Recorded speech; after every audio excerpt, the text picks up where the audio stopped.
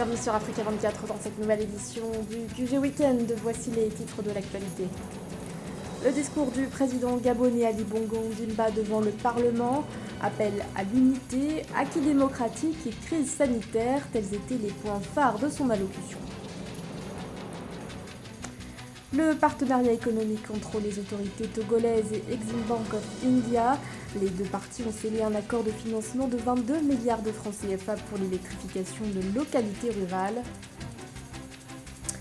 Et puis le Gabon, récompensé pour ses efforts dans la lutte contre la déforestation, le pays va recevoir 9 milliards de francs CFA de la part de la Norvège après l'accord de 2019. Les détails à suivre dans ce journal. Mais tout d'abord, une décision de justice qualifiée d'historique. La Cour de justice de la Communauté économique des États de l'Afrique de l'Ouest a condamné le Niger pour détention arbitraire et illégale. Un verdict notable rendu cette semaine. Selon ces termes, les autorités nigériennes doivent dédommager Sadat Ilia Dan Malam à hauteur de 50 millions de francs CFA. Ce défenseur des droits de l'homme avait été arrêté en 2018 alors qu'il participait à une manifestation à Zinder. Accusé dans un premier temps de participation à un mouvement insurrectionnel et conspiration contre la sécurité de l'État, le militant a finalement été libéré en novembre 2019. L'actualité, c'est aussi le discours du président gabonais Ali Bongo Ondimba devant les parlementaires réunis en congrès. Son allocution prononcée ce vendredi a été retransmise en direct par les médias nationaux. Une première depuis 5 ans, mais aussi depuis son grave accident vasculaire cérébral en octobre 2018. Dans son discours, le chef de l'État a demandé le soutien des députés et sénateurs afin de ne pas laisser désagréger l'unité du Gabon. Outre les acquis démocratiques, le président gabonais a également félicité le gouvernement pour sa gestion rigoureuse de la crise sanitaire, affirmant que le pays est souvent cité comme une référence sur le continent. Écoutons un extrait de son discours. Mesdames et messieurs les parlementaires, aujourd'hui, plus que jamais que par le passé, nous devons nous rappeler la finalité de nos choix et de nos actes. Pourquoi cette quête d'une démocratie de plus en plus libérale? Pourquoi ces réformes audacieuses si ce n'est pour parvenir à la réalisation du bien commun au service du plus grand nombre? Notre boussole doit être celle-là: garantir la paix et la sécurité, promouvoir la liberté, l'égalité et le bien-être de tous nos compatriotes.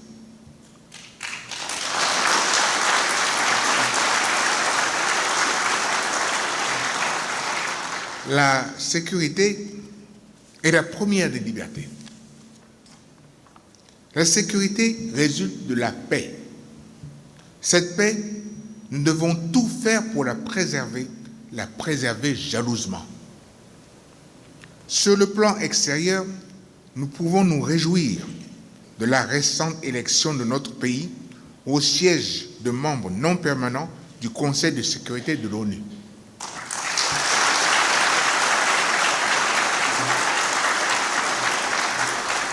Dans le reste de l'actualité, la prorogation de l'état de calamité au Cap-Vert. Cette mesure, prolongée pour une durée de 15 jours, a été annoncée par le Premier ministre, Ulisses Correia e Silva, dans un discours à la nation. Si actuellement une baisse des contaminations est observée, cette mesure traduit une volonté de l'État qui entend redoubler d'efforts pour lutter contre la propagation du coronavirus. À cet effet, le Premier ministre capverdien prévoit d'intensifier la réalisation de tests de dépistage. À noter que pour le moment, un peu plus de 19% de la population a déjà reçu au moins une dose de vaccin anti-Covid. Dans l'actualité également, la tenue d'un forum au Soudan du Sud, initié par la MINUS. Ce forum organisé sur 5 jours a pour but de renforcer la confiance en un gouvernement inclusif dans l'état de l'Équatoria occidental situé au sud-ouest du pays. À Yambio, se sont donc réunis chefs religieux, représentants gouvernementaux, femmes ou encore jeunes. Paix et développement socio-économique sont notamment au cœur des discussions. À ce sujet, je vous propose d'écouter les différents participants. The government officials were afraid of what? COVID. But this time, En tant que représentants du gouvernement, nous aimons nous plaindre, mais cette fois, nous recevons des outils à utiliser pour développer l'État d'Équatoria occidentale. Et surtout, la raison pour laquelle nous sommes ici est la paix. S'il n'y avait pas eu la paix signée, nous n'aurions pas été ici, donc cette paix, nous devons la préserver.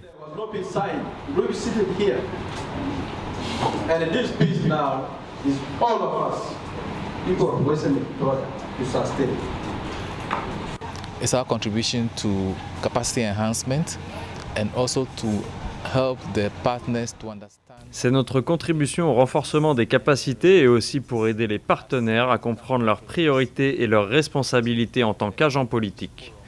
L'intention est qu'à la fin de chaque forum d'État, ces priorités soient répertoriées, qui seront discutées lors d'un forum national pour aider également à éclairer la politique nationale. Il est également destiné à aider le gouverneur, les commissaires de comté et toutes les parties intéressées dans le processus de gouvernance à réfléchir, à comprendre leur rôle et responsabilités en tant que dirigeants des communautés. To understand their roles and responsibilities as leaders of the communities. 22 milliards de francs CFA, c'est le montant d'un accord de financement conclu entre les autorités togolaises et Exim Bank of India, un partenariat qui va permettre de financer l'électrification de 350 localités par système solaire photovoltaïque. Cette enveloppe devrait aussi permettre d'électrifier 500 écoles. Plus de précisions avec Samantha Sabiro-Sabanga. Exim Bank of India et le Togo ont signé ce 23 juin 2021 une convention de financement visant à débloquer 40 millions de dollars, soit environ 22 milliards de francs CFA pour l'électrification de 350 localités par système solaire photovoltaïque, augmentant ainsi les engagements de l'institution financière en faveur des énergies au Togo. Il s'agit de la troisième ligne de crédit de la Banque indienne pour booster l'électrification dans ce pays d'Afrique de l'Ouest. Le Togo a reçu un montant de près de 22 milliards de francs CFA, un montant de la part d'une banque indienne pour financer l'électrification dans certaines localités, notamment du Togo. Je pense que c'est une idée intéressante. Le projet vise à électrifier au moins 350 localités. Je pense que c'est un projet assez ambitieux de la part du Togo et tout à fait faisable si bien évidemment le projet suit son cours et qu'il met en place des éléments essentiels pour mettre en place un projet. Je pense que le projet pourra aboutir d'une certaine manière. Les fonds permettront d'installer 2000 systèmes d'irrigation solaire et d'électrifier 500 écoles. Aussi l'installation de 500 systèmes de pompage solaire pour l'adduction en eau potable et de 12 000 lampadaires solaires. Rappelons que cette signature d'accord intervenue au lendemain de l'inauguration de la centrale solaire de Blita s'inscrit en droit ligne avec l'ambition des autorités togolaises de rendre accessible l'énergie à l'horizon 2030. Au-delà de ça, je pense que le projet du Togo d'électrifier la plupart des localités à l'horizon 2030 est un projet assez ambitieux. Je pense que c'est un projet assez faisable si toutefois le Togo continue à récolter des fonds afin de pouvoir investir notamment dans des barrages hydroélectriques afin vraiment de pouvoir être autosuffisant en énergie, si je peux me permettre.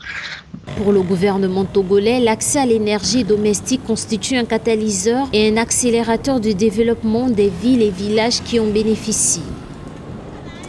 Les efforts du gouvernement en termes de protection des forêts portent ses fruits au Gabon. Le pays va être récompensé pour ses engagements à hauteur de plus de 9 milliards de francs CFA. Ce financement accordé par la Norvège sera décaissé via l'initiative pour la forêt de l'Afrique centrale. Samantha Sabiro-Sabanga.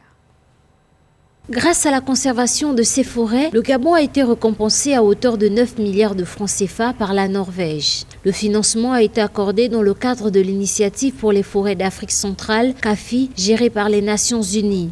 Selon le journal Le Monde, cette enveloppe est la contrepartie du carbone supplémentaire séquestré entre 2016 et 2017 grâce aux mesures mises en œuvre au Gabon dans le but de lutter contre la déforestation. Ce sont environ 3,4 millions de tonnes de ce carbone qui ont été séquestrées par le Gabon au cours de cette période.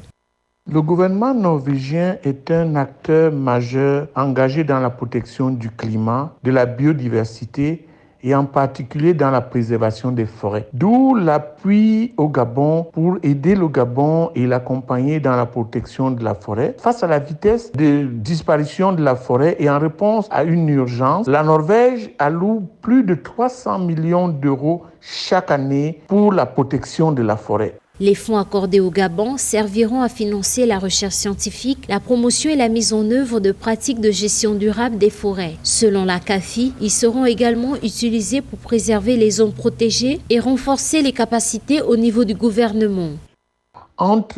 Il faut protéger la forêt, il faut la décimer pour vivre. Donc le Gabon est dans cette équation-là et doit faire face à des pays qui ont un grand potentiel forestier, comme tous les pays qui bordent l'Amazonie en Amérique latine. Mais le Gabon a fait beaucoup d'efforts ces dernières années dans la protection de son écosystème forestier face à une grande agressivité dans la destruction de la forêt. Mais le Gabon pourrait faire mieux avec des accompagnements comme celui de la Norvège et comme celui de bien d'autres pays qui ont le souci de protéger l'écosystème forestier. Rappelons que depuis plusieurs années, le Gabon est engagé dans la lutte contre le changement climatique et la protection de l'environnement, ce qui s'est traduit entre autres par l'adoption de multiples réformes pour la protection de ces forêts, notamment l'interdiction d'exportation des grumes prise en 2009 par le président gabonais Ali Bongo Ondimba. Il a été accueilli en héros. L'international sénégalais Sadio Mané a inauguré le 20 juin dernier un hôpital à Bambali, son village natal. Une infrastructure qu'il a lui-même financée à hauteur de 350 millions de francs CFA. L'attaquant de Liverpool avait aussi injecté des fonds pour la construction du lycée de Bambali. José Douglas. Il a déjà offert un lycée ainsi qu'un stade. L'international sénégalais a inauguré le dimanche 20 juin un hôpital à Bambali, son village natal, où on le surnomme le petit Sadio. Et il n'a pas oublié ses origines, d'où il vient, la terre sur laquelle il a fait ses premiers pas. Un hôpital flambant neuf destiné aux habitants qui vivent sur place et dans les environs. Ma fierté est grande d'être ici, pour inaugurer cet hôpital acquis grâce à vous et pour vous. Il ne faut jamais oublier ses origines. Au contraire, faisons en sorte que chacun d'entre nous puisse apporter sa pierre à l'édifice pour bâtir un Sénégal rayonnant et prospère. C'est ce qui motive mes actions pour Bambali, mon village qui m'a vu naître et grandir. Bambali, un village de 2000 habitants, plusieurs personnalités étaient présentes et notamment les membres du ministère de la Santé du Sénégal. Cet hôpital qui a coûté 350 millions de francs CFA servira aux habitants de Bambali, mais aussi ceux de Sédiou, l'hôpital de Bambali, dont la construction a démarré en 2019 et cette infrastructure a été financée sur les fonds propres du joueur qu'il a offert gracieusement à l'État pour les populations des 34 villages de cette localité du sud du Sénégal. Ce projet est important pour l'État du Sénégal qui veut le désenclavement technique et territorial avec des services techniques forts. Inutile de vous dire que Sadio Mané a été accueilli en héros dans son village natal, Bambali, et dit-on, ce n'est pas un champion d'Europe qu'il a été célébré, mais pour l'inauguration de cet hôpital. Sadio Mané n'a pas fini d'impressionner par ses gestes généreux pour son pays. Bel exemple. Ce journal a été réalisé par l'ensemble de la rédaction. Merci de votre fidélité. L'actualité continue sur Africa 24.